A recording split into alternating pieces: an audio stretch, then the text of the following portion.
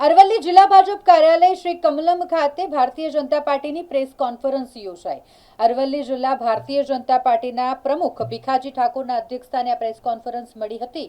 અવિરત 12 વર્ષ વિશ્વાસ, વિકાસ અને જનકલ્યાણના આ વિષય પર પ્રેસ કોન્ફરન્સ યોજાઈ હતી। આ પ્રેસ વાર્તામાં સાબરકાંઠા અરવલ્લી સાંસદ શોભનાબેન બારૈયા, પૂર્વ પ્રદેશ ઉપાધ્યક્ષ કૌશલ્યા કુંવરબા પરમાર, પ્રભારી મંત્રી રમણ સોલંકી, અરવલ્લી જિલ્લા પંચાયત પ્રમુખ મયુર પટેલ, પૂર્વ મંત્રી ભીખુસિંહ પરમાર અને મોડાસા નગરપાલિકાના પ્રમુખ જયશ્રીબેન પટેલ ખાસ ઉપસ્થિત રહ્યા હતા।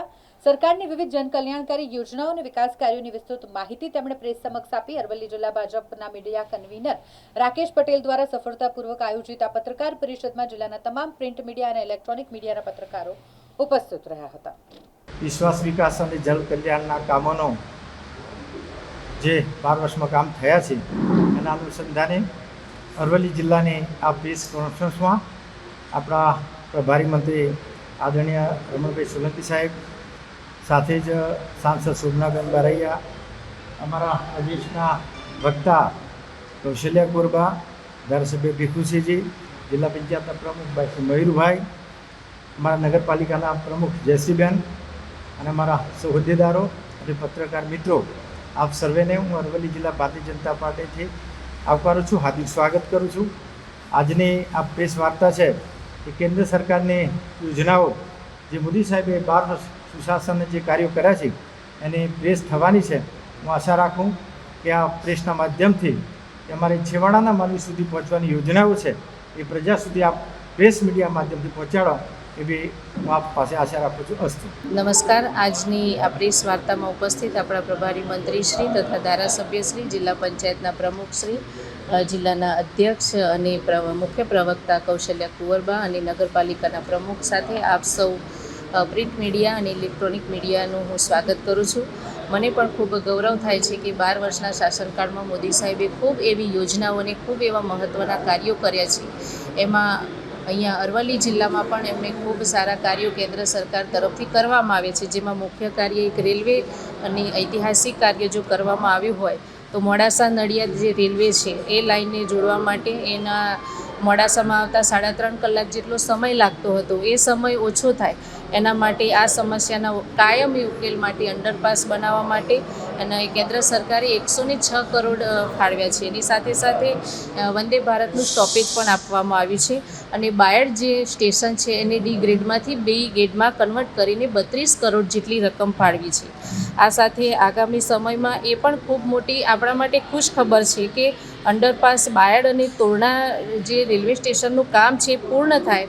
એ પૂર્ણ થયા પછી દિલ્હી, જયપુર, અજમેર, ઉદયપુર, ડુંગરપુર, શામળાજી અને મોડાસા, બાયડ, કપડવંજ, મહુધા અને નડિયાદ થઈને બરોડા, સુરત, મુંબઈ સુધીની મોટી રેલવે લાઇનની આપણને સુવિધાઓ મળશે।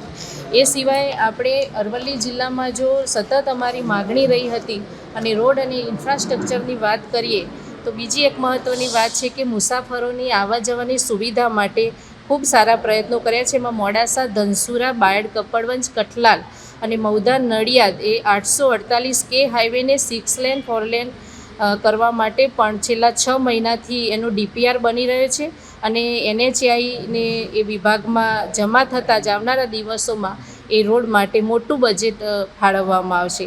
એ સાથે આ પ્રોજેક્ટ અંતર્ગત રોડ પર આવતા વાત્રક બીજ તેમજ બાયડ અને ધનસુરામાં જે ટ્રાફિકની સમસ્યાઓ છે એ સમસ્યા ન થાય એના માટે બાયપાસ અથવા વાયાડક્ટ એટલે ફ્લાયઓવરની સુંદર ડિઝાઇન બનાવવામાં આવી રહી છે અને આ બનવાથી સંપૂર્ણ અરવલ્લી જિલ્લાના વેપાર અને વિકાસને નવી પાંખો મળશે।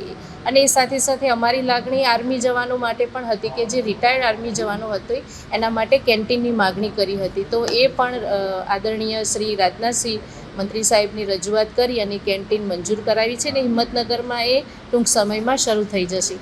એ સિવાય લોકોને કનેક્શન જોડવા માટે BSNL સાથે એની પણ આપણે સતત માગણી કરી હતી મોબાઈલ નેટવર્કિંગ માટે। એટલે સમગ્ર ગુજરાતમાં જ્યારે 94 જે નેટવર્ક પાસ કર્યા હતા એમાંથી 34 તો આપણા સાબરકાંઠા અરવલ્લી જિલ્લામાં એને 18 તો આપણા અરવલ્લી જિલ્લામાં ટાવર મંજૂર કરવામાં આવ્યા છે। એ સાથે આરોગ્યની સેવાઓ હોય કે કોઈ પણ સેવા હોય, કિસાન અને તમામ વાતો આપણા પ્રભારી મંત્રીશ્રીએ કરી છે।